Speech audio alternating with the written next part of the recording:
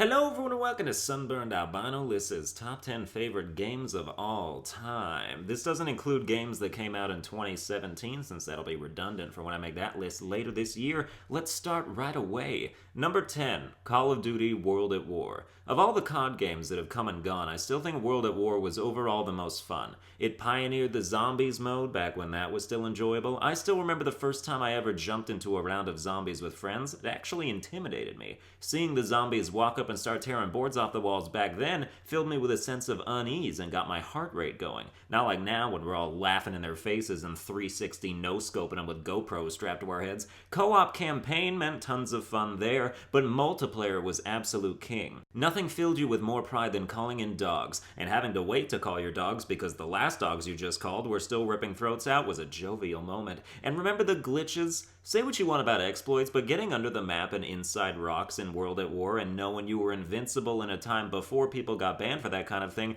was elation times 10. I did it until they patched it. I don't give a shit. It became part of the map meta, as both teams were always trying to slyly go over there and get in it without being shot by people who would monitor those locations. I didn't like Call of Duty 4 that much, but World at War is what got me into first-person shooters and had me buy every subsequent Call of Duty game chasing a high that has never been quite as good as the first. Number 9, Super Smash Bros. Melee. If I had known when I was 10 that competitive Melee was a thing that even existed, let alone destined to become a giant thing, my life would be very different right now. I played that game 5 or 6 hours a day by myself for 2 years just trying to get every trophy before trophies became the norm. I mained Falco before I knew what mains were, and my backup Marth and Captain Falcon kept me from getting bored. I had to ask my mom's permission to leave my GameCube on all night so I could unlock Mewtwo, and I cheesed Event 51 with Jigglypuff like we all did. I believe Super Smash Bros. Melee is the best fighting game of all time. A decade and a half later, and people are still surprising audiences at tournaments with crazy combos and style plays, and it's continuing to live on despite multiple sequels.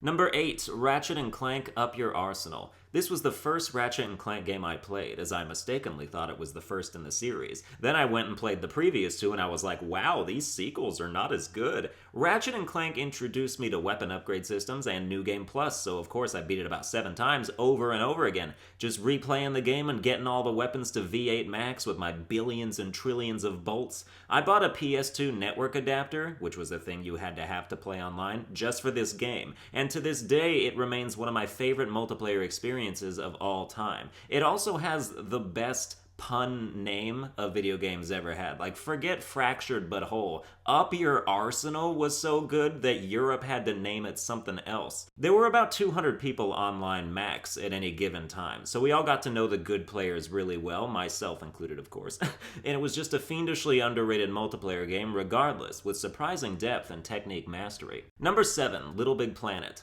The first one is the best in terms of platforming purity. LittleBigPlanet 2 is technically a better game, but its community got so obsessed with making deathmatches and minigames that it forgot about what made the series great to begin with, and we don't need to talk about the third one. There is no more charming game than LittleBigPlanet in my mind, the absolute pinnacle of adorable creativity and limitless expression. Making your own levels and having people all over the world play them is a multiplayer experience like no other, and if your levels blew up and got really popular, you felt like an actual god. Like, I was more popular on LittleBigPlanet 10 years ago than I am on YouTube right now. When my Bloodborne boss ranking started to go, for lack of a better word, viral, it reminded me of when my hardest level ever created series on LittleBigPlanet started getting massive attention, and the feelings are more than comparable. Having had no friends, I have fond memories of plugging in a second controller and operating both simultaneously for the x2-player challenges, and it was the first game I ever platinumed for PS3. Number 6, Pokemon XD Gale of Darkness. Some of you may have seen me play it all the way through twice now on my channel, which is about an eighth of my total time with it.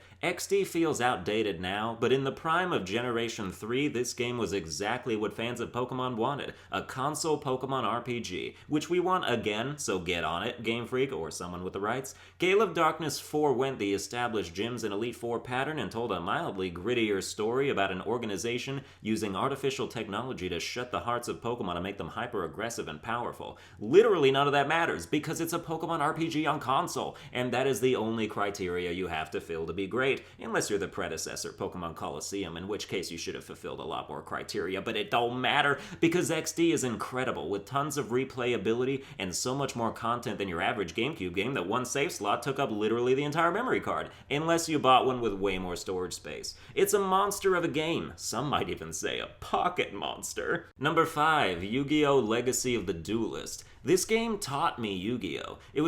It has about 5 million tutorials for anything you might need, story campaigns from all 5 arcs, old and new cards that are occasionally consistently added into the game, and I have made a triple-digit amount of decks because it's just so goddamn interesting and fun. Legacy of the Duelist came out at the end of 2015, I think, and I still play it almost every day because these 7,513 card effects aren't going to read themselves. If you're looking to get into Yu-Gi-Oh!, there's no better way to. You can play online against friends and lay awake at night thinking of new deck strategies. Number 4, Fire Emblem Path of Radiance. Dude, it's the best one. Of all the Fire Emblems there's ever been, Path of Radiance on GameCube is yet to be matched. Its sequel on the Wii was, shall we say, not the best, but this GameCube game is untarnished by the mistakes of its future. Path of Radiance took a traditionally handheld tactics RPG series and brought it to console in monumental fashion, with an excellent cast and story and terrific battle mechanics, and I've beaten it so many times because it's that damn good. Your troops ain't resurrected mid-battle like recent games. If your unit dies, you're gonna hit that reset button and restart the battle like you deserve to. War's got consequences, boy. You better be paying attention to your fighters. Number 3, Kingdom Hearts 2.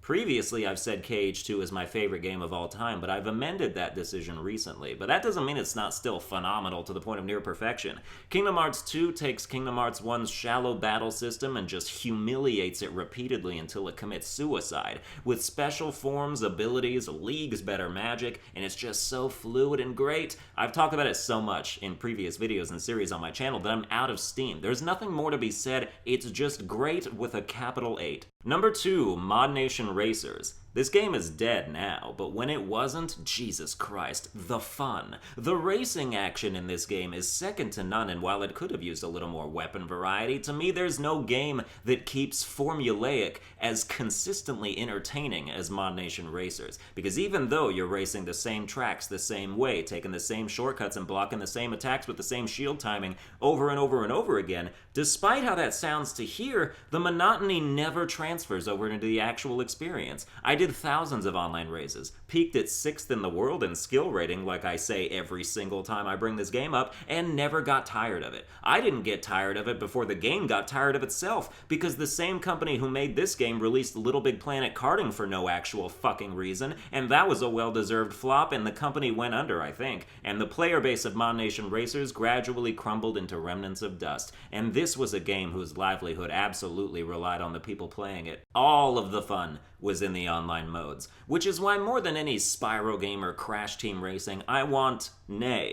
require ModNation Racers to get remastered for PS4. Bring the players back, revitalize the fun. Did I mention you can design your own character and kart with a freedom no other racing game has matched ever? Bring it back! Start a Kickstarter campaign if you have to. I'd donate $500 to help get this shit done right. Number 1, my relatively new favorite game of all time, Ori and the Blind Forest. This game's opening cinematic takes you from stone-faced to sobbing in about 2 minutes, and it just gets more magical and beautiful from there. This was the first game I ever played on PC, and I've never been more excited for a sequel. It's just so densely packed with wonder and gorgeousness and fantastic platforming, intriguing combat, and an unexpected challenge that's at just the right level. I've never enjoyed collectible hunting more in a game, because here, the collectibles are all either XP or stat upgrades, making every single thing worthwhile. The atmosphere is almost unbearably engrossing, with music and sound effects that will take you on a spiritual inner discovery. Ori and the Blind Forest is pitch perfect. There's not a bad thing I can say about it.